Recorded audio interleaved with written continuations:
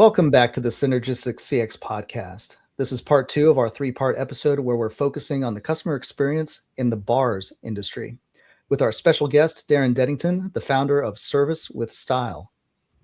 In the previous segment, we looked at how bars respond to online customer reviews and how the marketing mix is reflected in that feedback. Now we'll look at the customer journey to see how successful this industry is in meeting customer expectations. From the moment a customer chooses where they want to go, all the way through ordering, being served, and paying the bill, each step shapes how the experience is perceived. In the environment of bars, expectations go beyond efficiency. Customers want a smooth flow, but they also want an atmosphere, connection, and consistency. When these moments come together seamlessly, the experience feels very natural and enjoyable. But when they don't, friction becomes immediately visible and quickly impacts how the visit is remembered. The customer journey in bars is not a single moment. It's a sequence of connected decisions and interactions that unfold over time. That's represented by our road here on the screen, on which the customer travels throughout their journey with the brand. You can follow from the top to the bottom as we pass through the 5 broad stages, which you can see on the left: awareness, consideration, conversion, retention, and advocacy. On the right, on our road itself, you'll see the specific steps from top to bottom that the customer moves through on their journey. The first step begins typically before the actual visit, when customers are exploring options and deciding where to go. It then continues through arrival at the bar, then first impressions, then proceeds to ordering, service, and payment. From there, the journey does continue beyond the visit through the intention and consideration of repeat visits, feedback, and word of mouth. At each stage, from atmosphere and drink quality to staff interaction and pricing, customers are constantly evaluating the experience. Now on this slide, we see our customer journey shown from left to right. The 5 stages are across the top: awareness, consideration, conversion, retention, and advocacy. Within each stage, there are steps represented by the columns. These are pulled off of our road that we saw on the previous slide. Customers engage with both digital and physical touch points shaped by the staff, the atmosphere, and operational execution. You can see those touch points in each column with each step. Seeing how these moments connect allows leaders to reduce friction, drive consistency, and turn individual visits into repeat behavior and long-term loyalty. So what we'll do next is we'll show the graph of the moment of truth. It's one of our big points here on the CX channel. We take the study that we have, the online customer reviews and ratings that we've scraped, the 50,000 that we've sampled, and we take those and we plot what customers are talking about against the customer journey. So we can see which parts of the customer journey bars are excelling in and which ones they're falling short. Before we move on, does anybody have any particular predictions or guesses as to an area that might be struggling or possibly doing very well? I usually think the awareness, getting them in the door the first time, seems to be something that's difficult to do. So I'm curious. I have to say I don't remember all the details because of course I have seen this, but I don't remember all the details. But one thing that comes every time that I do any project in this area is the moment the check arrives or don't arrive. So the moment the customer is ready to leave, if there is any issue with the bill, either it's because it takes too long or it's not right, or the bill comes, but the machine, the ATM machine does not come, so he can pay and just leave. That is really annoying and creates a lot of friction in dissatisfaction. The moment the customer is ready to leave, he needs to leave as soon as possible. That makes sense. I agree with that. And if you have children, then the moment you decide to leave, you should be at the door. Yeah, when a customer is ready for the check, you can hear the rating dropping second by second. Yes. Yeah. Yes. All right. Drum roll, please. See? Okay.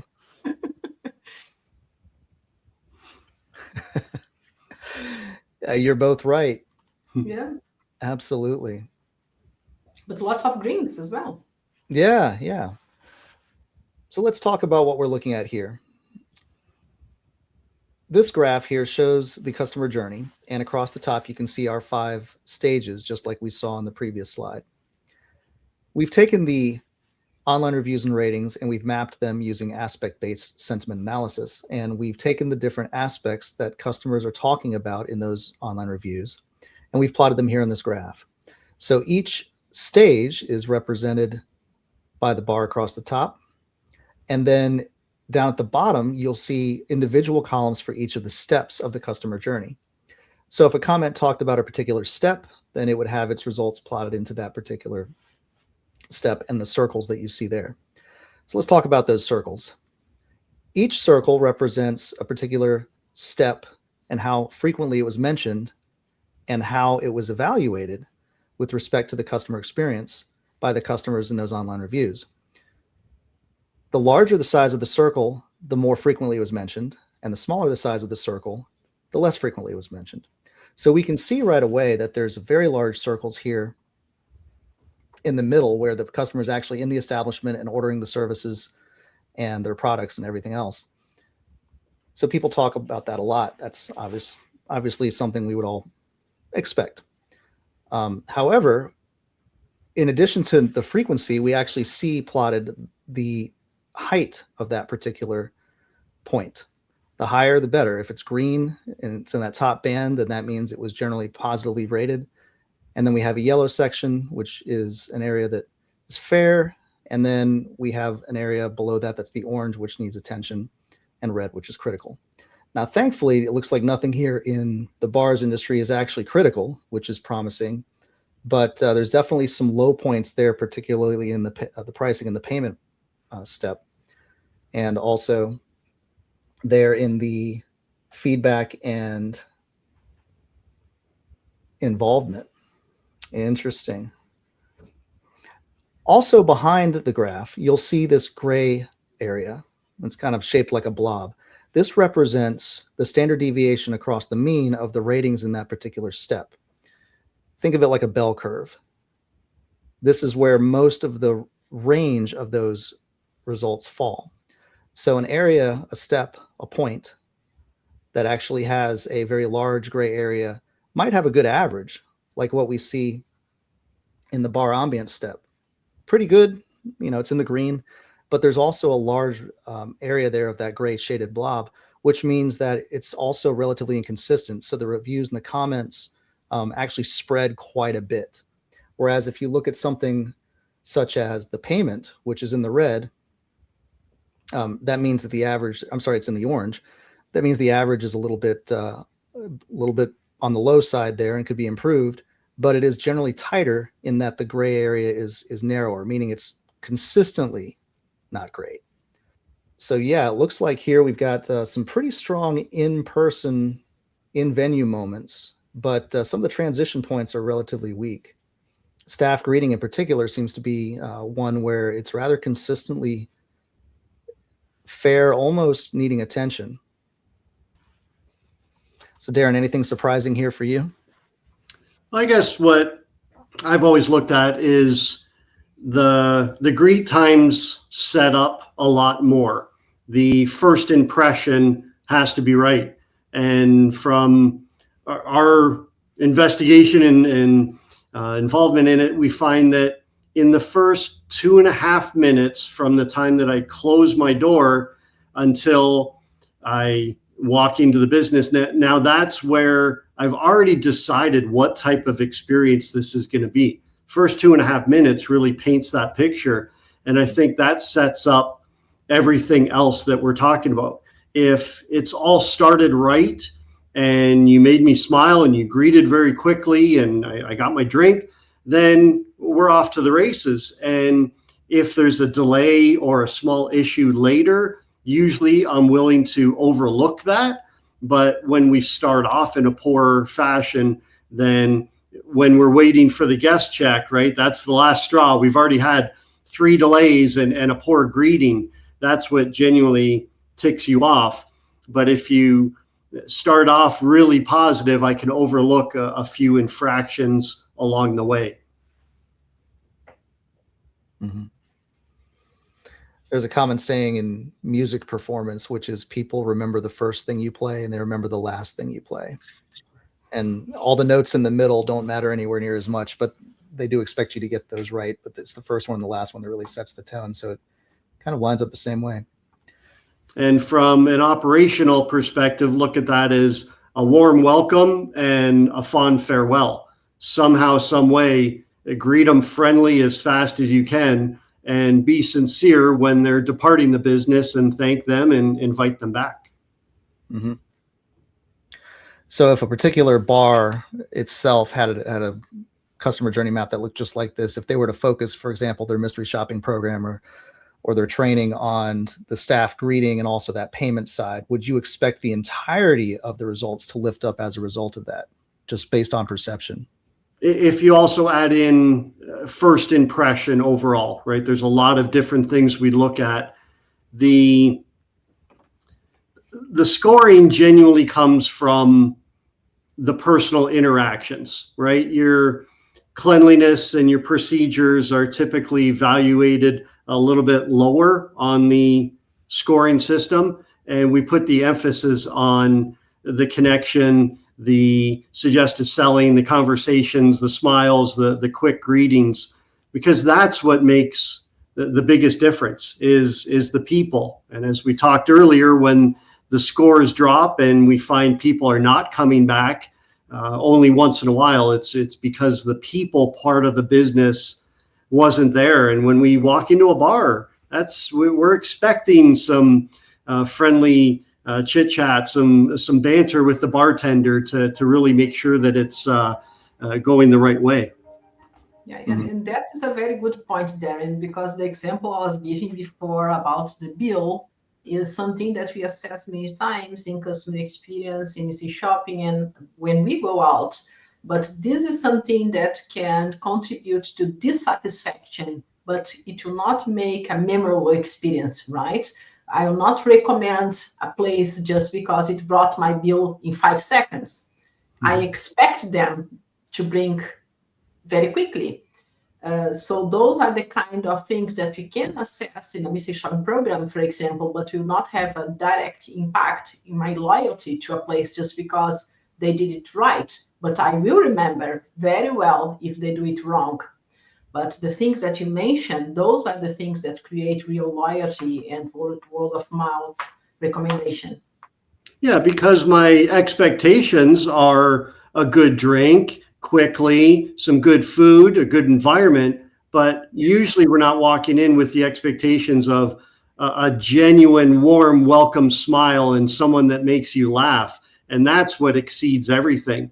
And I would imagine a lot of operations are in the place where, do we raise prices? Costs are going up. We need to, but they worry that the price is going to change the value of what the experience is. And the way to change that, right, the way to combat price increases is by increasing your service, is to make the experience more enjoyable from the person to person. Because when I have that type of experience, I don't think about how much we paid, right? I just sign the guest check. I thank the bartender and think, hey, we'll be back soon.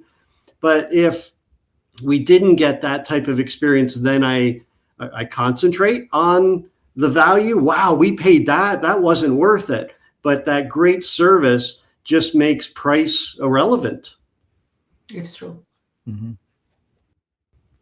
Well, now let's zoom in on pricing and payment. That was a particularly low scoring step in the entire customer journey. When we look at pricing and payment, the main friction points become very clear. It's not just about the price of the products, but how expensive the overall experience feels and whether customers believe it's worth what they pay. This speaks directly to, Darren, your point about value. We see that operational issues add to this. We have billing inaccuracies and lack of price transparency mentioned, as well as inconvenient payment processes. Unexpected charges or unclear promotions further weaken trust. at this stage of the visit. This is a critical moment because how customers pay often defines how they remember the experience. We've been talking about that here as a common theme on this entire episode. So it's interesting as you drill into the results here, you can really find specific areas to target. Now let's move into the other low sentiment area, which was the feedback and community involvement. So here the gap looks like very clear.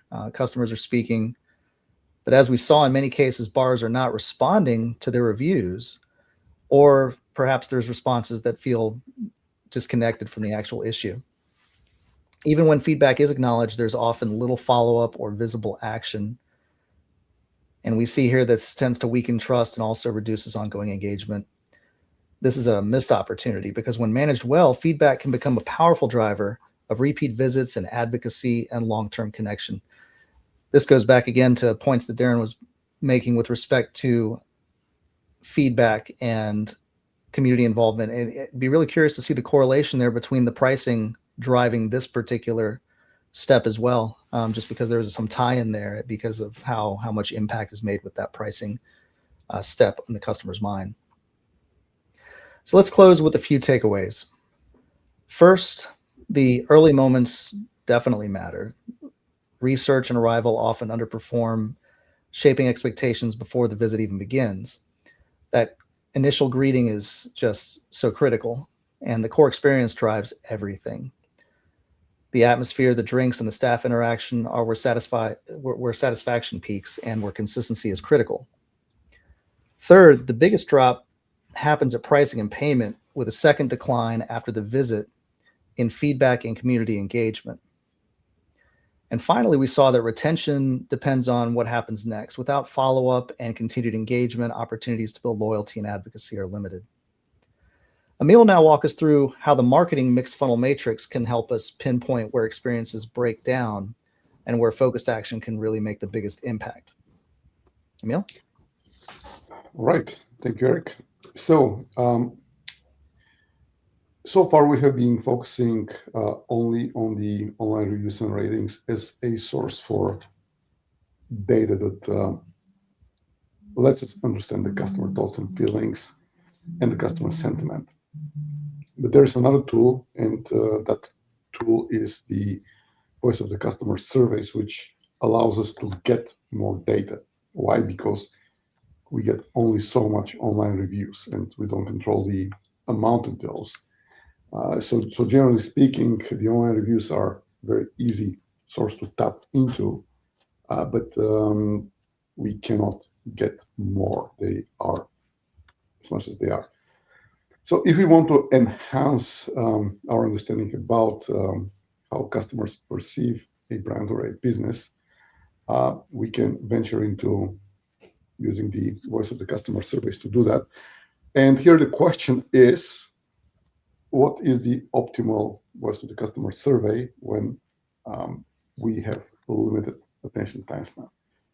So here where the marketing mix funnel matrix comes into play. So what we're doing here is something relatively straightforward. So we are intersecting the elements of the marketing mix vertically and the stages and steps of the customer journey, also known as the marketing funnel horizontally. And we are looking at the cells of those intersections. And this is, in essence, getting us to a deeper level of understanding about perception, customer perceptions.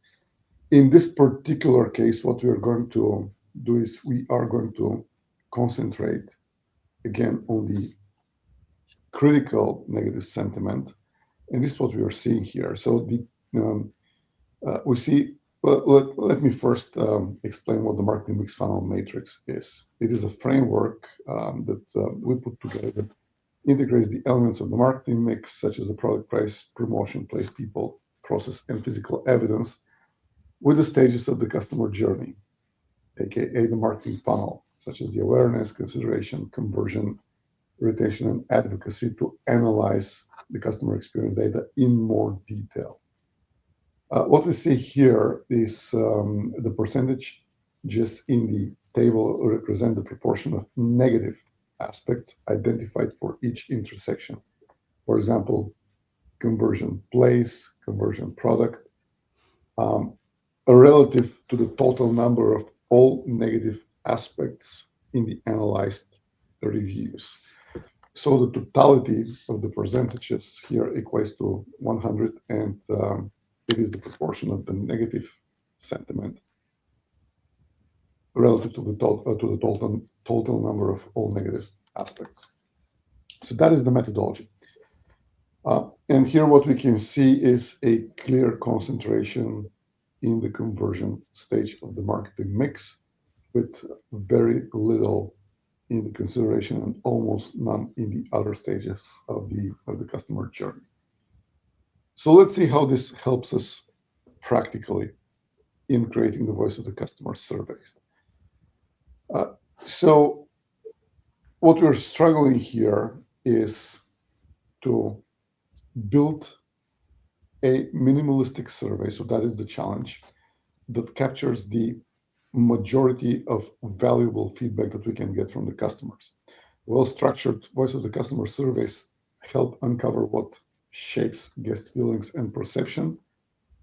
And at the same time, we cannot ask many questions simply because we have a very limited time that the customers would most likely offer us to fill in or to answer a couple of questions at most.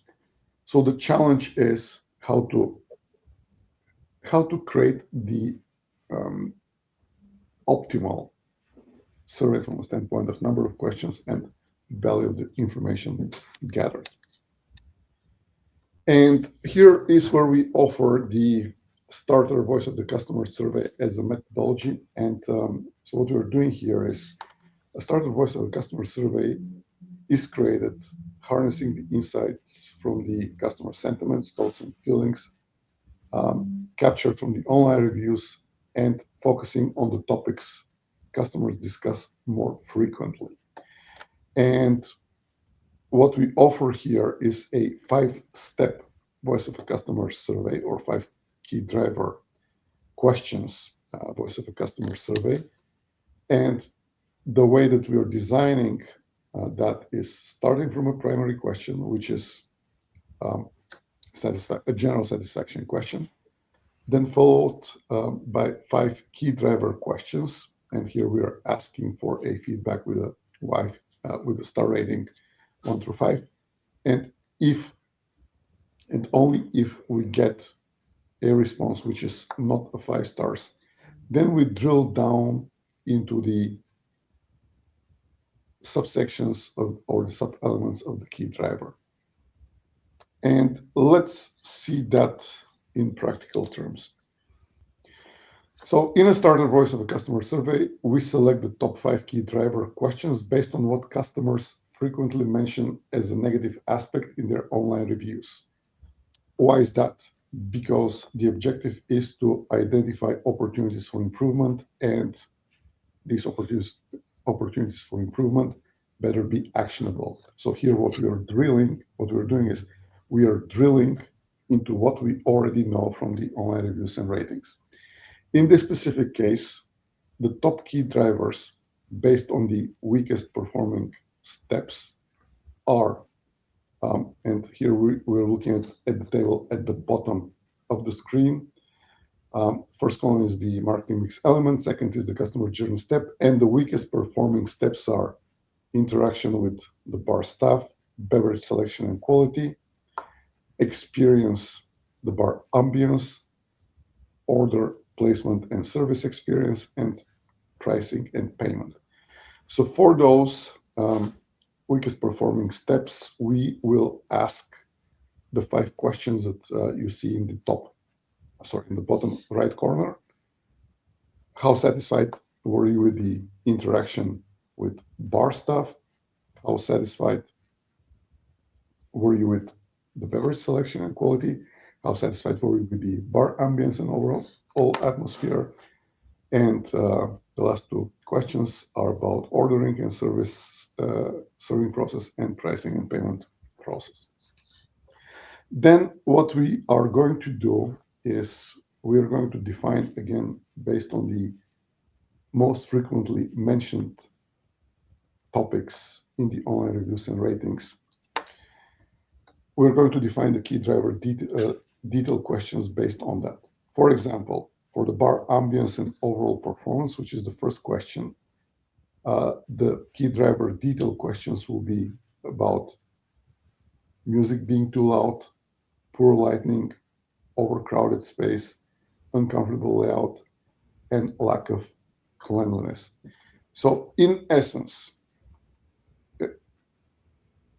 what we're doing here is we are taking the topics which customers are talking about most frequently in a negative way, judging this by the negative sentiment. And we are creating a voice of a customer survey, which features 5 key driver questions, each drilling into key driver details. And with that, what we will do is we will offer the brands an opportunity to capture additional feedback, which will be actionable simply because we are addressing what we already know are problematic areas so that we can uncover the opportunities for improvement. And that is the starter voice of the customer survey that we suggest for that industry. Eric, back to you. Thank you, Emil. This is the end of part 2 of our 3-part episode here on the Synergistic CX Podcast, where we're focusing on the bars industry. In the next segment, we'll have a more in-depth discussion with our special guest, Darren Denington, founder of Service with Style, regarding the customer experience in this industry and his additional insights on CX expertise. Remember that you can download the details of today's industry study for free on our website, cx-channel.com. And you can also follow the CX channel on LinkedIn, YouTube, or your other favorite social media to stay on top of each of our monthly podcasts. Be sure to press the subscribe button so you don't miss our next episode.